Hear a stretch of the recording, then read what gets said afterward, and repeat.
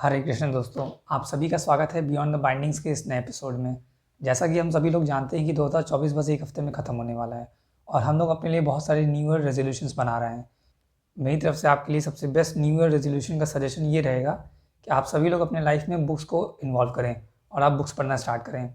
अगर आप पहले से ही बुक्स पढ़ रहे हैं तो आप नए जॉनर को एक्सप्लोर कर सकते हैं, अलग अलग तरीके की बुक्स पढ़ सकते हैं। मैं आपके लिए लेकर के आया हूँ 4 ऐसी बुक रिकमेंडेशंस जिन्हें आप अगले एक हफ्ते में पढ़ करके भी कंप्लीट कर सकते हो। जो मेरी पहली बुक रिकमेंडेशन है वो है द स्लॉथ फिलॉसफी। ये एक सेल्फ हेल्प बुक है जो कि मार्केट में अवेलेबल किसी भी सेल्फ हेल्प बुक से काफ़ी ज़्यादा अलग है, क्योंकि हम लोग जब भी कोई सेल्फ हेल्प बुक पढ़ते हैं तो उनका मेन मोटिव ये रहता है कि हमें बड़ी से बड़ी चीज़ें अचीव करनी है, उन्हें जल्दी अचीव करना है, तो उनमें एक तरीके का रश देखने को मिलता है। लेकिन यह बुक उन सारी बुक से इस तरीके से अलग है, जैसे कि इस बुक का नाम ही the little book of sloth philosophy and sloth is considered to be as a very slow animal.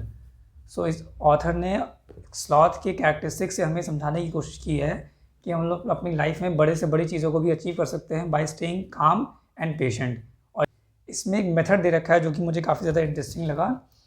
उस मेथड का नाम है the slow method. The S stands for sleep in. So basically ये मेथड हम लोगों को सबसे पहले ये सिखाता है कि जब भी हमें कोई एग्जांपल देखने को मिलता है जहाँ पे एक इंडिविजुअल ने कोई बहुत बड़ी चीज़ अचीव की bye staying awake for long number of hours and sleeping very less, उस चीज़ को हम लोगों को कभी भी एग्जैगरेट नहीं करना चाहिए इन अ पॉजिटिव मैनर, क्योंकि ये एक हेल्थ डिटोरिएटिंग हैबिट है। हम लोग अपने स्लीप पे ध्यान देना चाहिए। नेक्स्ट लेटर है वो है L. L stand for leave your phone at home. अब ये बात सुनते ही कई लोगों को एक मिनी अटैक जैसा आ सकता है। बहुत अच्छी बात कही गई है कि जितना हम लोगों का फ़ोन हमारे फ़ोन के चार्जर से नहीं प्लग इन रहता है, उतना ज़्यादा हम लोग प्लग इन रहते हैं फ़ोन से। हम लोग अपने फ़ोन को on an average her 4 minute में विदाउट एनी नोटिफिकेशन भी उसे चेक करते रहते हैं। तो ये काफ़ी ज़्यादा साइकोलॉजिकल लेवल पे भी काफ़ी ज़्यादा डिटोरिएटिंग चीज़ है। एंड रिसेंटली आपने देखा ही कि ऑक्सफोर्ड यूनिवर्सिटी ने वर्ड ऑफ द ईयर 2024 का word of the year brain rot को बनाया, इसमें लोगों को रील्स और इस तरीके के शॉर्ट फॉर्मेट कंटेंट को कंज्यूम करने का आदत पड़ जाता है, जिसकी वजह से उनके हेल्थ पे सीरियस नेगेटिव इफेक्ट्स भी आते हैं। इसी स्लो मेथड में जो नेक्स्ट लेटर है वो है ओ, विच मीन्स ऑप्टिंग आउट। कई बार ऐसा होता है कि हम लोग बहुत सारी ऐसी चीज़ों को भी हाँ बोलते हैं जिसकी वजह से हमारे साइकोलॉजिकल लेवल पे भी हमें नेगेटिव इम्पैक्ट्स देखने को मिलते हैं, जिसकी वजह से हमारा बहुत सारा टाइम भी वेस्ट होता है। तो हम लोगों को उन सब चीज़ों से दूर रहना है और मैक्सिमम चीज़ों को हम लोगों को ऑप्ट आउट करना है, ना कि opt in.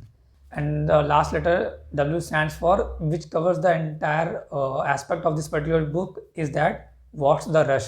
There is no need to be very quick, और कोई भी आपको ज़रूरत नहीं है बहुत ज़्यादा स्ट्रेस लेने की किसी भी चीज़ को। हर चीज़ अपने टाइम पे होती है and you can achieve each and everything by staying calm and being patient.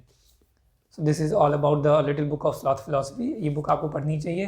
ये बुक बहुत ही लिमिटेड नंबर ऑफ इसमें पेजेस हैं। आप इस बुक को सिर्फ 2 से 3 दिनों के अंदर भी ख़त्म कर सकते हो। काफ़ी ज़्यादा इंटरेस्टिंग बुक है। बीच बीच में इसमें कई सारे क्वेश्चंस भी पूछे गए हैं, जो चीज़ आप पढ़ रहे हो उससे रिलेटेड, और फिर आपको उसके रिजल्ट देखने को मिलते हैं विद उसमें रिजल्ट्स भी बताए गए हैं कि आपने जो ऑप्शन चूज़ किया उसके अकॉर्डिंग आपकी जो साइकोलॉजी है वो क्या स्लॉथ फिलॉसफी जैसी है या नहीं। तो वो काफ़ी ज़्यादा इंटरेस्टिंग एक पार्ट है इस बुक का। जो नेक्स्ट बुक है वो जो मैं सजेस्ट करूँगा वो है how to become a people magnet.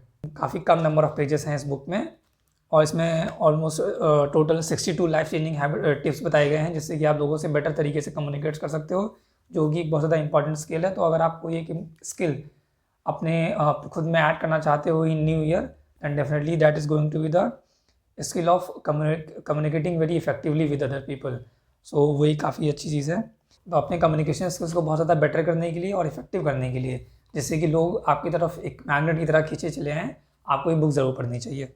और अब जो थर्ड बुक है वो स्टार्टिंग में 2 बुक्स जिनके बारे में मैंने बात की उससे तो काफ़ी ज़्यादा नंबर ऑफ पेजेस इसमें कम है। वो है how to live on 24 hours a day, written by आर्दन बेनेट।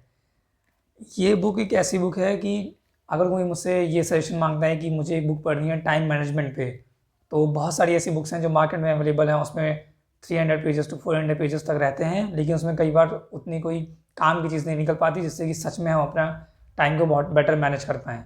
सारे लोगों को मैं ये बुक ज़रूर सजेस्ट करता हूँ। इस बुक में सिर्फ और सिर्फ 48 पेजेस हैं। You can complete this book in a single day and this book is really really very effective in managing your time, because इसमें टाइम को मैनेज करने के जो टिप्स होते हैं उससे कहीं ज़्यादा इस बात पे बात की गई है कि आपकी साइकोलॉजी क्या है टुवर्ड्स टाइम।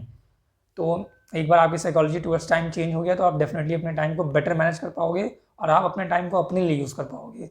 इसमें एक बहुत ज़्यादा इंटरेस्टिंग चीज़ जो मुझे सीखने को मिली वो ये कि ये ज़रूरी नहीं है कि आपका दिन जो है वो सुबह से ही स्टार्ट हो।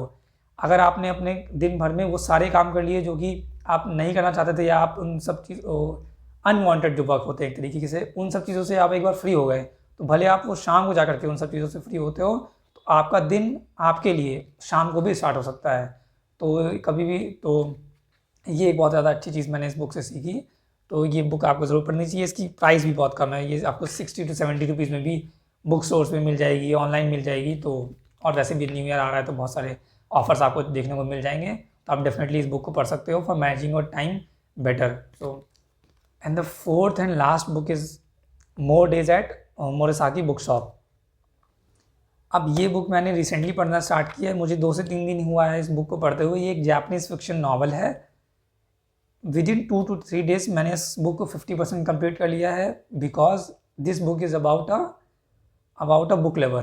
पहली बार अगर आप अपनी बुक रीडिंग की हैबिट को जस्ट स्टार्ट ही कर रहे हो, then you must read this book to understand what are the benefits of reading a particular book और inculcating a habit of reading books. Novel आपको ये सिखाएगी कि क्या इम्पैक्ट डाल सकती हैं बुक्स आपकी लाइफ में। तो कोई भी इंसान अगर अपनी लाइफ में बुक रीडिंग को एज अ हैबिट बनाना चाहता है तो, और उसके इम्पैक्ट जानना चाहता है कि बुक रीडिंग से उसे बेनिफिट्स क्या होंगे, तो ये बुक उसको ज़रूर पढ़नी चाहिए। इस बुक में बेसिकली एक लड़की है, वो एक बुक स्टोर में अपने अंकल के यहाँ पे, जिसका नाम है मोरिसाकी बुक शॉप, वहाँ पे आकर के स्टे कर रही है for some span of time of her life. और वहाँ पे उसे देखने को, उसने आज तक कभी कोई बुक पढ़ी नहीं है ज़्यादा, तो वहाँ पर भी वो उसके सिचुएशन इस तरीके से बनते हैं कि उसको कई सारी बुक्स पढ़ने, मतलब उसका इंटरेस्ट जागता है कि उसको कोई बुक पढ़ना चाहिए। और वहाँ पे उसको ये जानने को मिलता है कि रीडिंग बुक रीड करने की वजह से उसके जो बहुत सारे गिल्ट होता है उसकी लाइफ में वो सारा दूर होता है। तो आप वो पढ़ोगे तो आपको काफ़ी ज़्यादा इंटरेस्टिंग लगेगी वो पूरी उसकी कहानी। तो ये सारे सजेशंस हैं मेरे for new year resolution, for the new year resolution of reading books as a habit. So आप सभी को all the best for starting और new habit as a book reader. I hope आपका बुक रीडिंग जर्नी काफ़ी ज़्यादा happy हो और आप बहुत सारी चीज़ें सीखेंगे बुक से। तो stay curious, keep reading books. Hare Krishna.